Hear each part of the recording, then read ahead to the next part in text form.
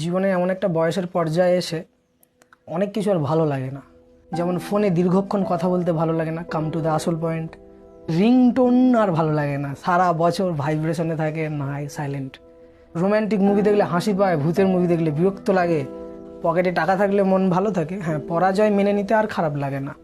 কারোর সঙ্গে তর্ক করতে আর ভালো লাগে না, হ্যাঁ দাদা আপনি ঠিক, আপনিই সেরা, এই বলে হার মেনে নিই। এই আজ আছি কাল নেই, এই মুডটা অলওয়েজ অ্যাক্টিভ। 3 দিন যদি ছুটি পাই, দীঘা পুরী সুন্দরবন বেড়াতে যাওয়ার থেকে ঘরে মরার মতো ঘুমিয়ে থাকতে ভালো লাগে। অর্থাৎ চুল দাড়ি অল্প বয়সে পেকে যায়, পেকেই থাক, সাদাই থাক, আর কলপ করতে ভালো লাগে না। ক্ষমা করার একটা প্রবণতা বাড়ছে। স্কুলের বন্ধুদের মুখ মনে আছে, নামগুলো আস্তে আস্তে ভুলে যাচ্ছে। স্কুল কলেজে যাদেরকে ভয়ানক সুন্দরী মনে হতো, এখন তাদেরকে দেখলে মনে হয় ওই বয়সে আমাদের একটু চোখে সমস্যা হচ্ছিল। নাচ গান পার্টি আর ভালো লাগে না। নিজের পুরনো প্রেমিকাকে দেখলে হাসি পায়। বাংলা